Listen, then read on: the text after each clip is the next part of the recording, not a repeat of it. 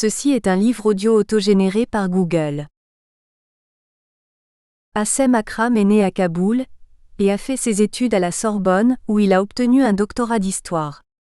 Durant les années de guerre contre l'occupation soviétique, il a représenté l'un des partis de la résistance afghane à Paris avant de collaborer avec le gouvernement intérimaire à Peshawar en tant que conseiller. Aux États-Unis, où il vit, il a quelque temps enseigné un cours à l'université sur les questions liées au conflit en Afghanistan. Du même auteur. En français. Histoire de la guerre d'Afghanistan, Ballan, 1997, Paris. Ocre fatal, roman Ballan 2001, Paris. Roxane, roman Ballan 2017, Paris. En dari persan. Sardar Mohammad Daoud, une étude Mizan 2001. Introduction. Une dose d'analyse, quelques tranches d'histoire, une portion de vie réelle, un zeste de sociopsychologie, un grain de pensée non conventionnelle. C'est la formule particulière de cet ouvrage qui utilise une approche multicouche pour comprendre l'Afghanistan, à un moment périlleux de son histoire. Les événements font l'histoire, et les hommes par leurs actions, inactions ou leurs réactions contribuent à les façonner. Mon approche ici est d'aborder les questions d'une manière qui permette au lecteur de faire le lien, de mieux comprendre et apprécier comment et pourquoi certaines choses se passent d'une certaine manière en Afghanistan, et non pas de la façon dont on les attendait. La vie est un cycle d'apprentissage permanent.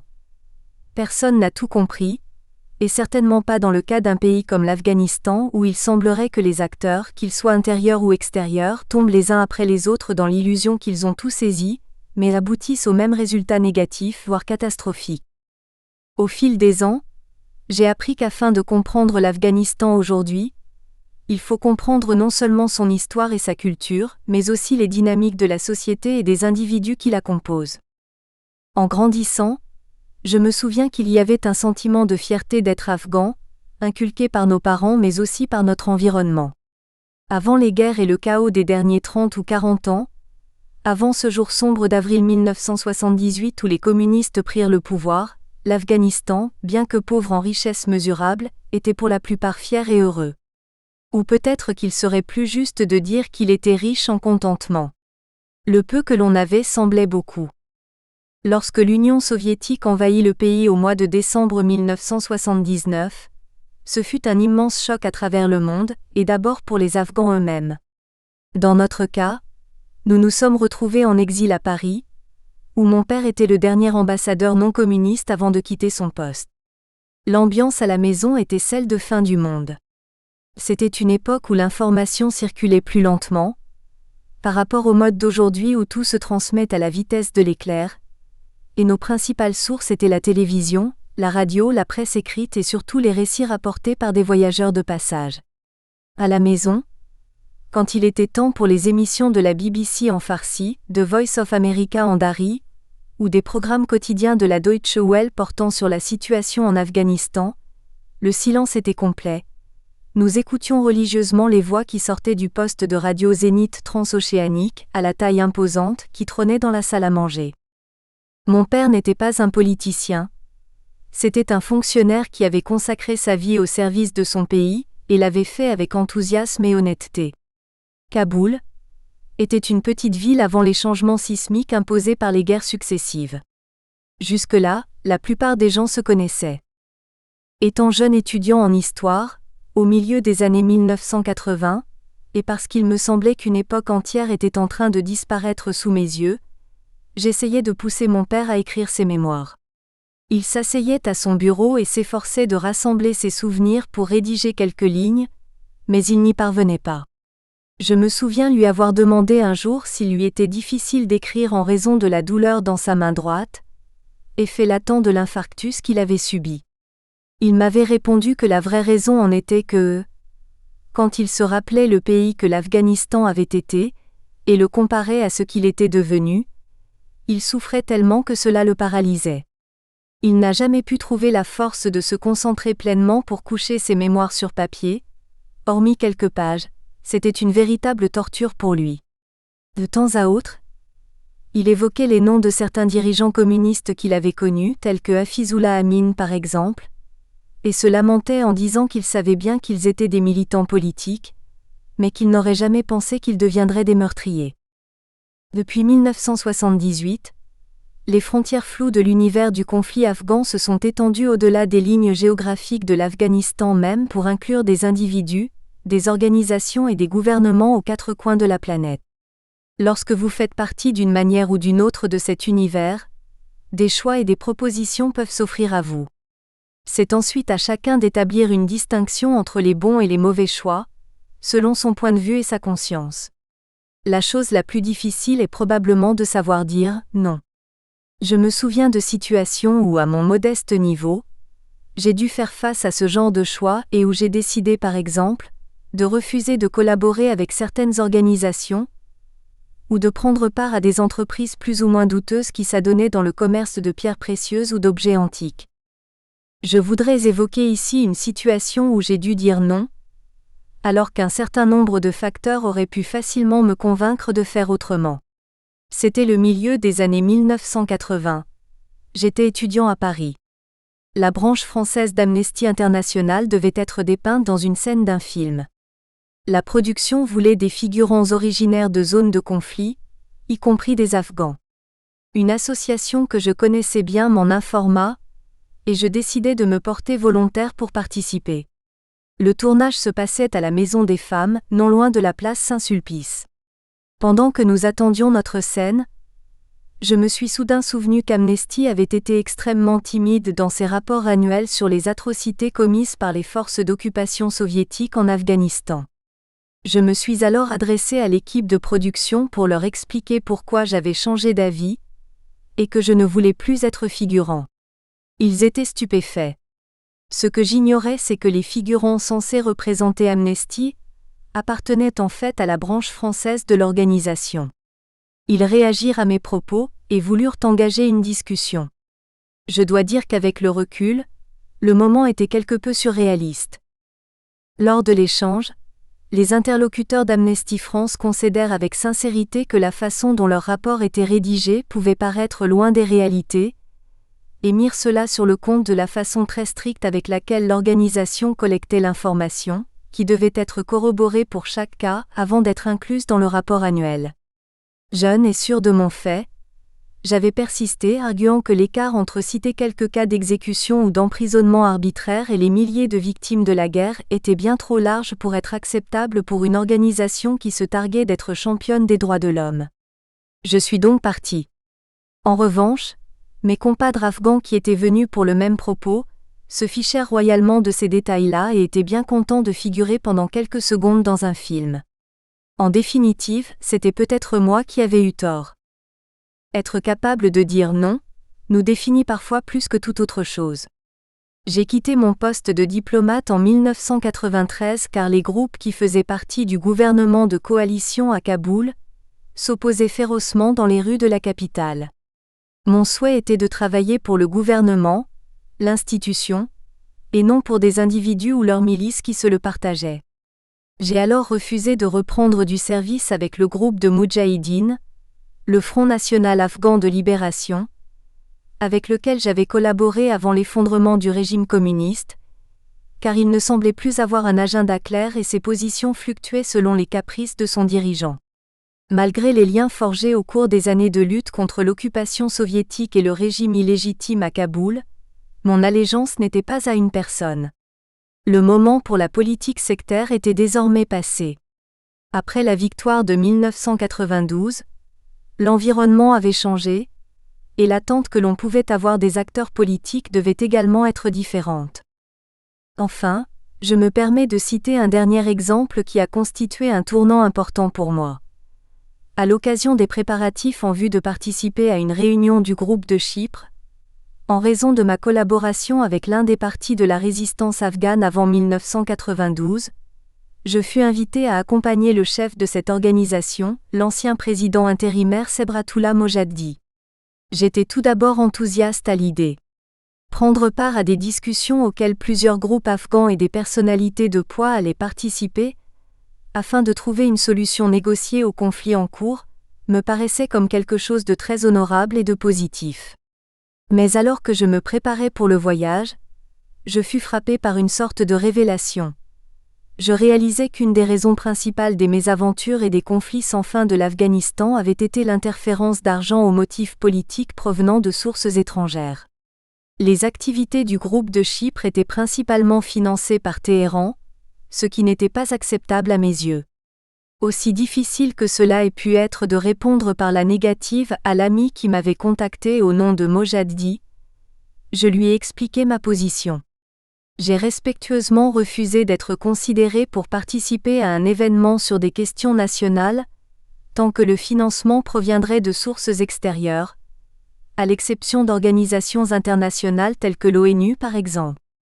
Jusque-là, comme c'était le cas pour la plupart des Afghans, la source du financement m'importait peu tant que c'était en apparence pour la bonne raison et provenait de soi-disant amis de la cause, qu'ils fussent des États, des organisations ou des individus, toujours prêts à soutenir l'Afghanistan, souvent au service de leurs propres intérêts.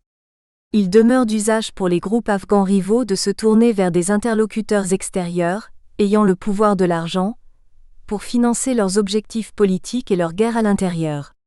Ils ne se demandent jamais si c'est bien ou mal. C'est devenu la pratique depuis la fin des années 1970, et aujourd'hui cela a atteint une ampleur sans précédent. Les talibans, Karzai, Hekmatyar, Haqqani, etc., et beaucoup d'autres acteurs, petits ou grands, se sont appuyés principalement sur des soutiens étrangers pour alimenter leur combat. Dans l'histoire récente, depuis la crise de la rébellion Sakavi et son écrasement en 1929, deux événements ont d'une certaine manière inauguré une ère de dépendance aux moyens extérieurs pour influencer la situation au niveau national. En 1975, des militants islamistes basés au Pakistan reçurent armes et argent de l'ISI pour renverser le gouvernement républicain de Daoud. 2. En mars 1979, dans la ville d'Hérat, les forces aériennes soviétiques, à la demande du président communiste Nour Mohammad Taraki, écrasèrent une révolte dirigée par deux officiers de l'armée afghane, le capitaine Ismaël et le capitaine Alaoudine. Dans une société à court d'argent, dans laquelle l'économie productive a plus ou moins cessé avec le début des guerres en 1978-79, il est commode de se laisser tenter par l'argent facile. Mais il y a un prix à payer pour accepter ce genre de soutien financier. Il est devenu difficile pour les organisations ou les particuliers d'y résister et de trouver des solutions alternatives pour financer leur lutte politique sans vendre leur âme au diable. Pouvoir dire non représenterait un changement majeur à l'échelon de la société et au niveau culturel, comportemental et politique pour l'Afghanistan et sa stabilité. Ainsi, si les communistes n'avaient pas cherché l'aide de Moscou dans leur effort pour écraser toute opposition, si le Mollah Omar avait dit non à Al-Qaïda, et au Pakistan, si Haqqani et Hekmatyar avaient dit non à l'ISI, si Karzai avait dit non aux États-Unis et à l'OTAN, etc., il est concevable que l'Afghanistan aurait pu atteindre la stabilité, et les Afghans ainsi que la communauté internationale en auraient été bien mieux lotis. L'Afghanistan et les Afghans ne représentent pas seulement un défi, un véritable casse-tête pour les étrangers, les envahisseurs de fortune et les amis, mais aussi pour les Afghans eux-mêmes et leurs dirigeants. Combien de leaders sont tombés parce qu'ils n'ont pas réussi à atteindre le point d'équilibre délicat, presque magique, qui leur aurait permis de durer et de quitter le pouvoir sans être tués ou éjectés manu militari. De toute évidence, un pays pris au piège dans une situation de conflit depuis 1978, où le gouvernement est en proie à la corruption, où plusieurs types d'insurrections se sont développés, où la sécurité nationale repose encore sur un contingent étranger qui à son sommet avait atteint quelques 150 000 hommes, où plus d'1 millier d'ONG et des dizaines d'organisations internationales tentent de combler le vide des apostrophes. Un gouvernement inefficace, où les élections sont généralement sujettes à caution, et où les opiacés sont la source principale de revenus, a pour le moins de sérieux problèmes. Cet ouvrage est une tentative pour mieux comprendre comment et pourquoi l'Afghanistan a traversé tant de traumatismes dans son passé récent. En prenant en compte la centaine d'années depuis l'intronisation d'Amanullah, en 1919, de manière souple et surtout de manière analytique, j'ai essayé de comprendre ce qu'étaient les ingrédients qui ont permis à l'Afghanistan de fonctionner normalement à certains moments de son histoire et à d'autres d'être violemment secoué par les conflits et l'instabilité. Quels sont les éléments et les vecteurs qui ont parfois permis à un certain équilibre délicat de s'établir pour que le pays fonctionne? Parce que nous avons affaire à du matériel humain, pour comprendre les malheurs de l'Afghanistan et être mieux préparés psychologiquement, contextuellement et même du point de vue du comportement, j'ai inclus dans la deuxième partie de ce travail ce que j'appelle des anecdotes contextualisées. Le lecteur trouvera un lien entre ce qui est discuté dans la première partie de ce livre et ce qui est raconté et décrit dans la seconde. Je crois que cette combinaison a la capacité d'aider le lecteur à avoir une approche plus riche de l'Afghanistan et des Afghans, avec leurs évidences réelles ou apparentes, leur complexité et leurs contradictions. J'ai tenu à ajouter à la fin de ce travail une chronologie qui est non exhaustive mais qui a le mérite d'inclure une sélection de ce que je pense être des dates utiles susceptibles de fournir au lecteur davantage de contexte, et enfin une brève bibliographie où je mélange les travaux d'auteurs afghans et non-afghans. Première partie, éléments de réflexion, une discussion sur les questions de société, de religion, de gouvernement et de conflit. Psyché et caractère. La culture afghane a une forme raffinée et sophistiquée, que la poussière des bottes et le grondement des machines de guerre ont malheureusement rendu quasi invisible, inaudible. Elle est le résultat d'une très longue histoire façonnée par la terre, les montagnes, la religion, les hommes de pouvoir, les hommes de guerre, les poètes, les hommes de légende et les légendes d'hommes. L'art de l'hospitalité, l'honneur, la poésie, la cuisine, la calligraphie, la guerre, les jardins, les vergers, les jeux, tous constituent les composantes d'une panoplie culturelle adoptée sous une forme ou une autre par les Afghans.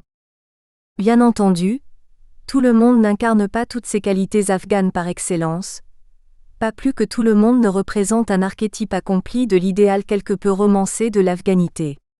Un simple journalier trouvera de la poésie dans une fleur ramassée à côté d'un talus. Il s'arrêtera dans un verger qui n'est pas le sien, mais dont la verdure et l'agencement harmonieux l'enchanteront. Et alors qu'il sera sur le chemin du retour, il tombera sur une foule animée par un combat de coqs ou de chiens. Une fois à la maison, il racontera à ses enfants des contes qui parlent de rois et de batailles, d'amour et de princesses, tirés du Shahnameh de Ferdowsi, et transmis de génération en génération. Les lettrés, eux, s'adonneront à des joutes de poésie en citant des vers de classiques tels que Maulana, Saadi, Bedel, Ansari, Attar, ou encore Kiam. La psyché afghane peut apparaître opaque et indéchiffrable aux yeux de certains, or elle n'est fondamentalement pas très différente de celle des autres sociétés. L'Afghan est attaché à l'indépendance, à la liberté et à la poursuite du bonheur. Ce ne sont pas des aspirations qui lui sont exclusives, mais partagées par beaucoup, quelles que soient les distances géographiques et culturelles qui les séparent. Les Afghans aiment la terre et l'air qui les entoure. Ils sont sans doute des écologistes sans le savoir, bucoliques par nature. Un petit jardin, un verger, une fontaine, une rivière, quelques arbres, voilà le genre d'image qui est transmis de génération en génération comme représentant l'environnement idéal, le paradis sur terre chanté et loué dans les poèmes et la culture populaire. Le grand empereur Zahiruddin Babour, qui devint roi de Kaboul avant de créer son vaste empire moghol, souhaita être enterré dans le jardin qu'il avait fait construire sur un flanc de montagne au cœur de la ville. Dans la mémoire historique commune des Afghans, il y a un sentiment de fierté qui influence profondément leur vision du monde et leur interaction avec lui. Ce sens est dérivé de récits racontant les hauts faits de leurs ancêtres, qui ont maintes fois enduré sacrifices et souffrances avant de finir par vaincre les envahisseurs de tout poil. L'individualisme. Un des aspects intéressants du caractère afghan, quelles que soient les origines ethniques, est de posséder un fort sentiment d'individualité tempéré par un fort sentiment d'appartenance. Cela peut paraître paradoxal, voire antinomique, mais l'Afghanistan reste une société très traditionnaliste et comme c'est souvent le cas dans ce type de contexte, il y a un fort sens d'appartenance à une communauté. Ce qui est captivant dans cette dichotomie étrange, c'est qu'on peut observer les deux caractéristiques en même temps. L'individualisme affiché par les tribus aux frontières de l'Afghanistan est à bien des égards une expression extrême de ce penchant. Il ne serait pas exagéré de dire que presque chacun en Afghanistan veut, d'une manière ou d'une autre, être le leader, ce qui est une manifestation claire de la croyance dans la prévalence de l'intérêt individuel au détriment de celui de la communauté dans son ensemble. L'individualisme va souvent de pair avec la compétitivité qui, si elle est débridée, peut conduire à la division. Alors que la compétitivité et l'individualisme peuvent être considérés comme des qualités qui apportent du dynamisme à une société et permettent plus d'espace pour la sphère privée, quand ils finissent par créer de la division et alimentent la discorde, alors la société dans son ensemble est confrontée à un problème existentiel. L'Afghanistan a eu trop d'exemples de division dans son histoire pour pouvoir l'ignorer. Elles ont été la cause de bien trop de conflits pour pouvoir l'accepter de manière presque désinvolte et dire que c'est écrit, Mektoub, et qu'il n'y a rien à y faire, Kismat. Une partie de la solution se trouve peut-être dans l'éducation.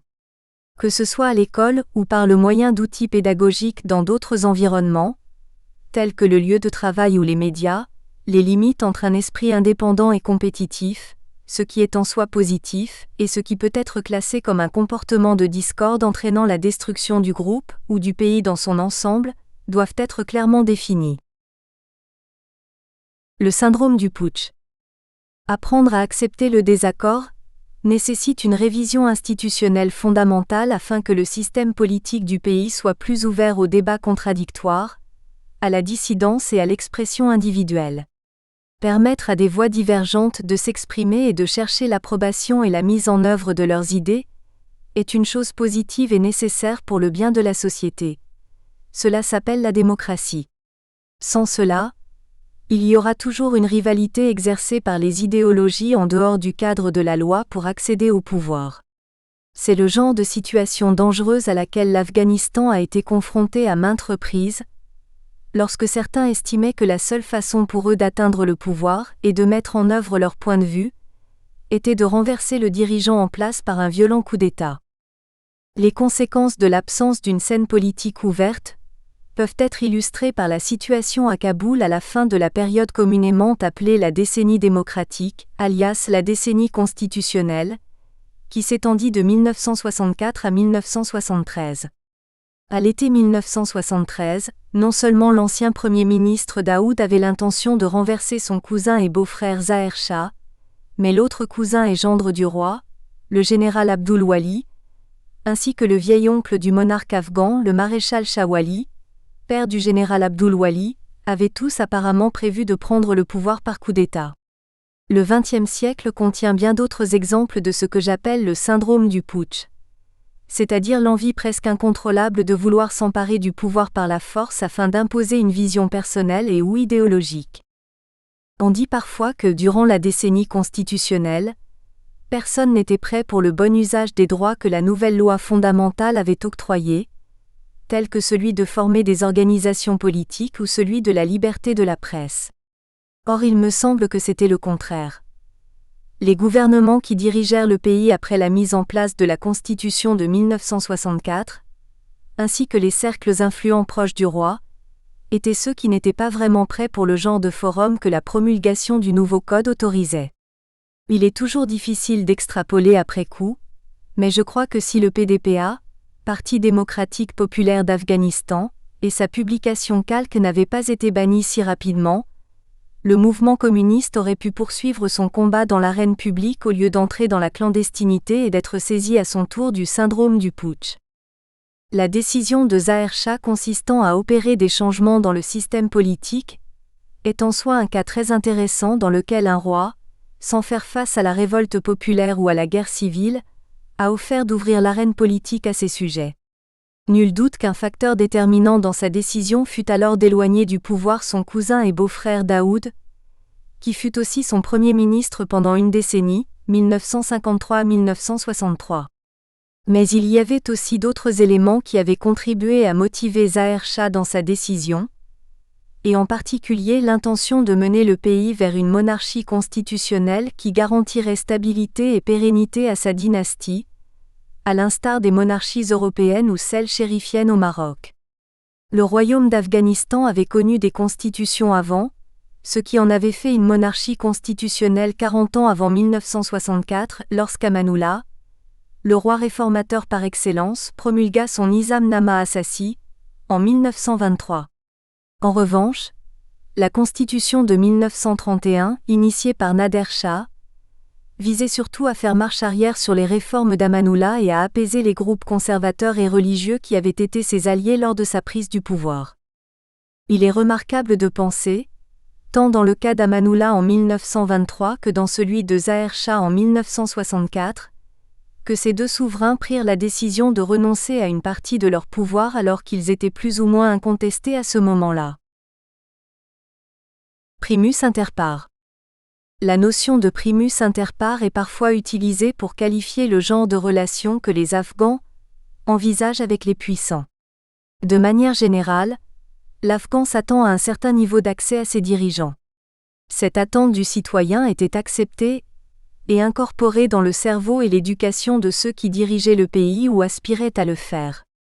Ceux-ci estimaient, afin que leur conduite des affaires soit acceptable par la masse, et donc pérenne, qu'ils devaient être vus comme des gens accessibles, juchés non pas sur un trône mais plutôt sur un promontoire, assez haut pour faire la différence, mais pas tant que cela finisse par les isoler ou les aliéner. Il ne serait pas exagéré de dire que la plupart des Afghans sont des esprits égalitaristes. Dans cet ouvrage, nous donnons au moins 2 exemples de dirigeants au penchant égalitaire très marqué, le roi Amanullah et le président Daoud, lequel était en ce sens certainement le véritable héritier de son illustre prédécesseur. Amanullah avait un penchant plébéien.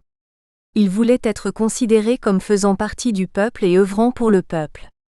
Il instaura la première constitution et mit en place le premier parlement. En ce qui concerne Daoud, il mit fin à des milliers d'années d'hégémonie dynastique, quelles que fussent les dynasties qui s'étaient succédées sur ces terres, et décida d'opter pour un régime républicain alors qu'il était prince et aurait pu se déclarer lui-même roi dès sa prise du pouvoir, tel que cela avait été le cas à d'innombrables reprises au cours de l'histoire de l'Afghanistan. Que ce soit sincère ou par nécessité, le respect pour les aînés, pour ceux qui ont le savoir, les oulémas, pour les puissants et les riches existe, mais l'égard porté à certaines règles de conduite sociale ne doit tromper personne. Les Afghans sont farouchement égalitaires et en fin de compte, ne croient pas que quelqu'un par sa position, sa richesse ou son pouvoir devrait avoir des droits exceptionnels et se croire au-dessus de la mêlée. Profession de modestie. La modestie et l'humilité font partie du caractère afghan et sont perceptibles dans les conversations. Elles peuvent parfois être confondues pour de la fausse modestie. Si vous demandez à un ami qui possède une grande demeure, où il vit, il vous répondra qu'il habite dans un taudis à peine capable de le protéger des éléments. Cela ne signifie pour autant pas que l'exagération dans l'autre sens n'existe pas. Si pendant la guerre contre les soviétiques, vous demandiez à un sous-commandant, ayant à peine 5 hommes en armes sous ses ordres, probablement tous ses frères et ses cousins, quelle était l'étendue de son pouvoir militaire, il n'admettait pas qu'il avait seulement 5 hommes. Au contraire, il vous disait qu'il avait 50 ou même 500 combattants sous ses ordres, mais qu'il était impossible de les voir car ils étaient soi-disant engagés dans des opérations sur d'autres fronts. Il y a des contradictions évidentes qu'il est impossible d'ignorer. L'Afghan n'aime pas se vanter de ce qu'il possède parce que cela peut être considéré comme impoli, un signe de manque de décence dans une société où les pauvres sont la grande majorité. À d'autres moments, l'Afghan n'admettra pas facilement ses faiblesses ou son indigence, afin de ne pas se rabaisser aux yeux des autres ou écorcher l'image qu'il aimerait que l'on perçoive de lui, préservant en substance ce qu'il perçoit comme sa dignité. Cela étant dit, ces sens traditionnels de modestie et de pudeur, dans un pays où la plupart des gens vivent dans des conditions économiques difficiles, mais avec fierté et dignité, ont été sérieusement perturbés par la récente vague d'arrivistes, tout d'un coup à la tête de fortunes plus ou moins grandes, la plupart du temps provenant de sources douteuses telles que la drogue, l'extorsion, la corruption, les contrats juteux avec les forces d'intervention des États-Unis, de l'OTAN, et de leurs alliés en Afghanistan, et vivant dans des demeures en béton à l'apparence atroce, tandis que les mendiants sont chassés de devant leurs portes par les gardes de sécurité privés à leur service. Par contraste et à titre d'exemple, lorsque le roi Zahir Shah se déplaçait pour aller à la chasse, il n'y avait en général qu'une seule voiture pour l'escorter sur le trajet. Daoud, Premier ministre au cours du règne de son cousin et qui devint président après le coup d'État de juillet 1973, refusait toute escorte pendant la période où il s'était mis en retrait de la vie publique, conduisant lui-même une voiture, tout ce qu'il y a de plus ordinaire. Lorsqu'il était Premier ministre, 1953 à 1963, il aimait se promener l'après-midi dans les rues de Kaboul, seul, car il voulait vérifier de lui-même si les travaux entrepris par son gouvernement progressaient. L'homme était connu pour sa droiture. Ainsi, lorsqu'en raison de restrictions budgétaires, alors qu'il était de norme que le gouvernement offrit le repas de midi aux fonctionnaires, les jours où la viande était au menu furent réduits, Daoud en fit de même à la maison. Ethnicité et langue. Les relations entre groupes ethniques peuvent être compliquées en Afghanistan. Depuis à peu près les années 1980, il y a eu une concurrence renouvelée pour la suprématie entre les Pashtuns et ceux qui parlent le dari, principalement les Tadjiks et les Hazaras, mais aussi les turcophones tels que les Ouzbeks. La relation entre la langue et l'origine ethnique peut être délicate à cerner, car tous ceux qui parlent le dari ne sont pas Tadjiks, et tous les Pashtuns ne parlent pas le pashto. L'Afghanistan n'est pas simplement divisé entre Pashtuns et Tadjiks.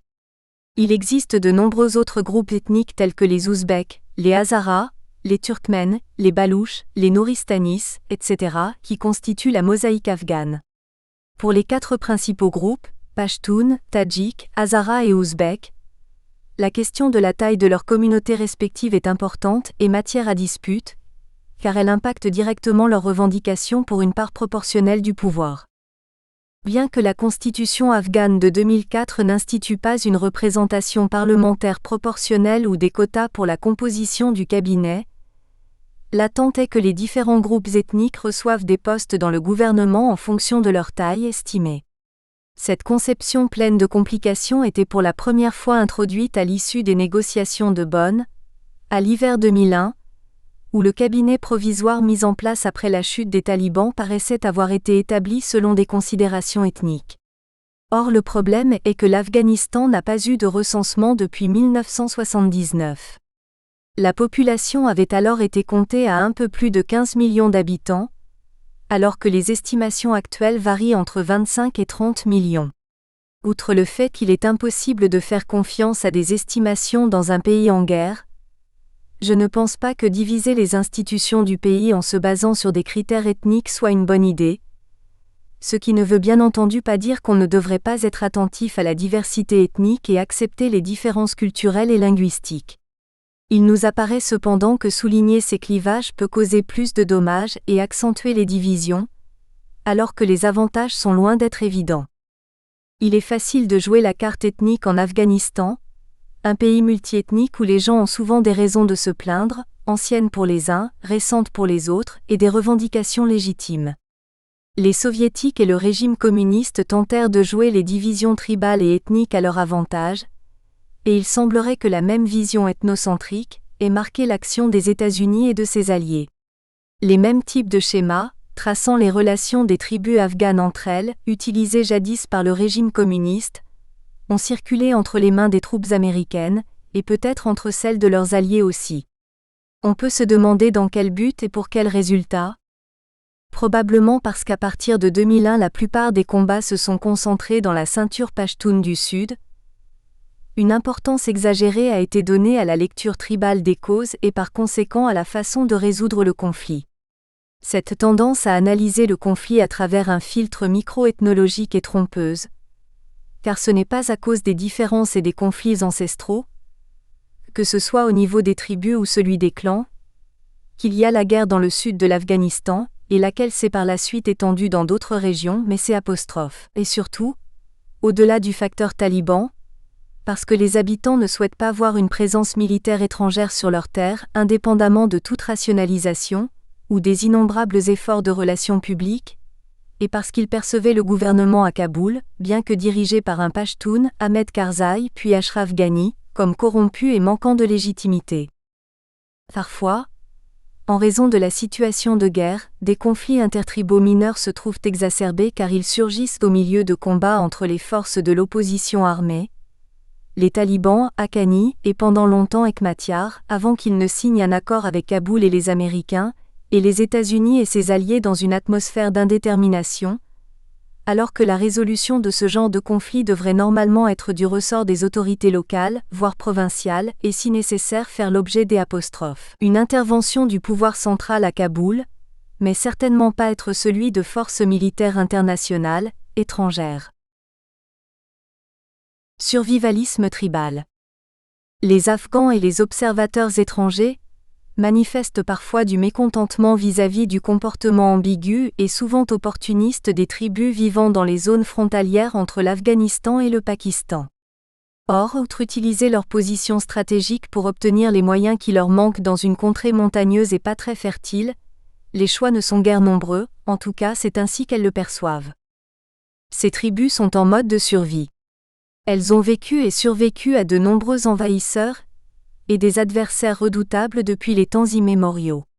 Les armées de Darius, d'Alexandre de Macédoine, de Kanishka, d'Alodin-Gori, de Mahmoud Ghaznaoui, de Gengis Khan, de Tamerlan, de Babour, celles des Anglais, des Soviétiques et à présent des Américains et de L'.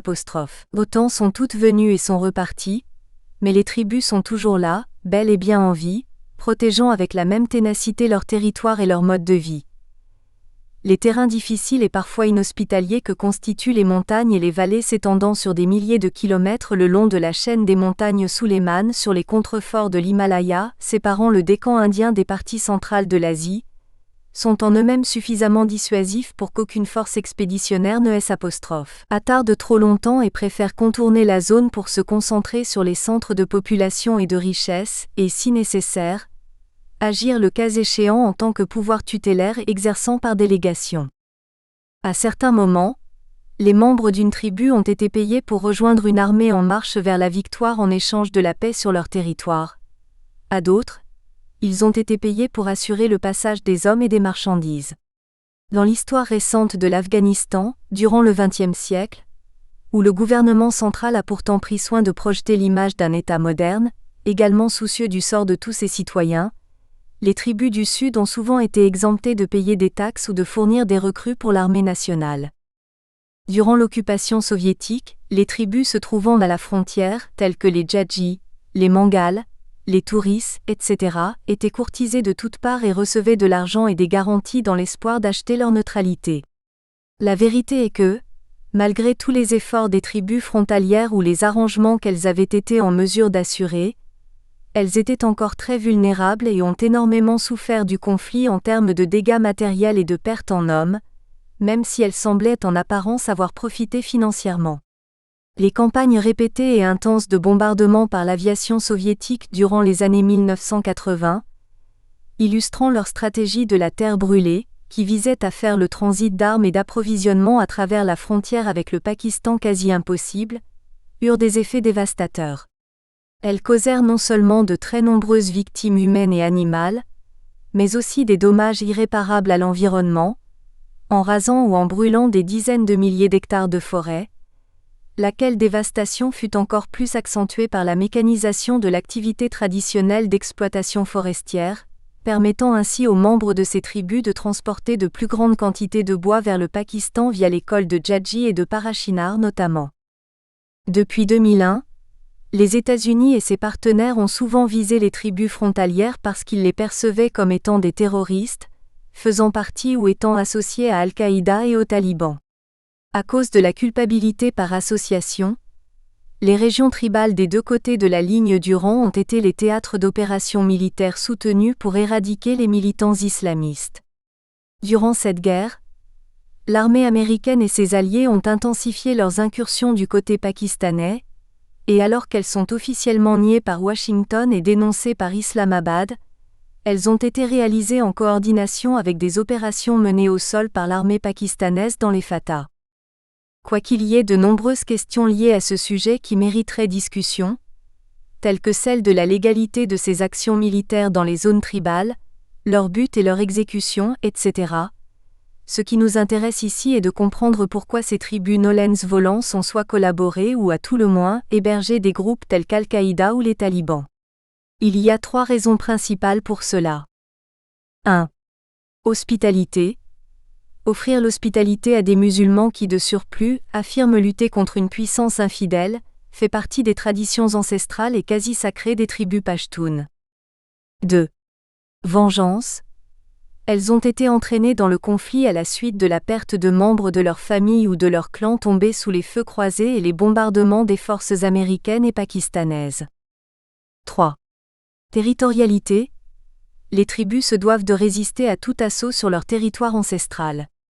Pour elles, c'est une question de survie, un véritable casus belli provoqué par l'atteinte aux règles établies de la séparation des contrôles dans la zone tribale. Du côté pakistanais de la frontière, pour les tribus, perdre le contrôle de leur territoire signifierait perdre leur liberté relative et la quasi-autonomie dont elles jouissent par statut, en plus de perdre leur identité. Pour quiconque cherche à apporter la stabilité et l'apparence de la primauté du droit dans les zones tribales situées des deux côtés de la ligne du rang, il est impératif de prendre en compte l'aspect territorial, sinon les chances d'y parvenir sont très minces. Hospitalité et devoir de vengeance ont certainement joué un rôle important pour créer une réaction, mais la question de la territorialité est probablement la plus essentielle, et nul doute que les tribus frontalières continueront à la défendre avec une détermination farouche. La théorie des 4 sphères. En Afghanistan, 4 sphères principales coexistent, se concurrencent et parfois complotent ou entrent en collision.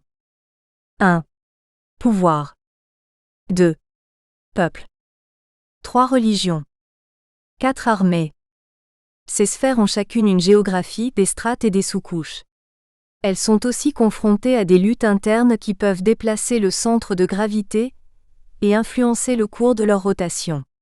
Nous pouvons également dire qu'à certains égards chacune de ces sphères est bipolaire. En passant du positif au négatif, elles peuvent attirer ou repousser d'autres sphères. En Afghanistan, un conflit naît en général lorsqu'un déséquilibre est créé par l'action d'une ou de plusieurs des 4 sphères qui, ayant permuté leur polarité, changent de trajectoire et finissent par entrer en collision avec les autres. Lorsqu'Amanullah est arrivé au pouvoir en 1919 et a lancé une guerre contre le... Nous espérons que vous avez apprécié cet aperçu. Pour continuer à écouter ce livre audio sur Google Play Livres, utilisez le lien dans la description de la vidéo.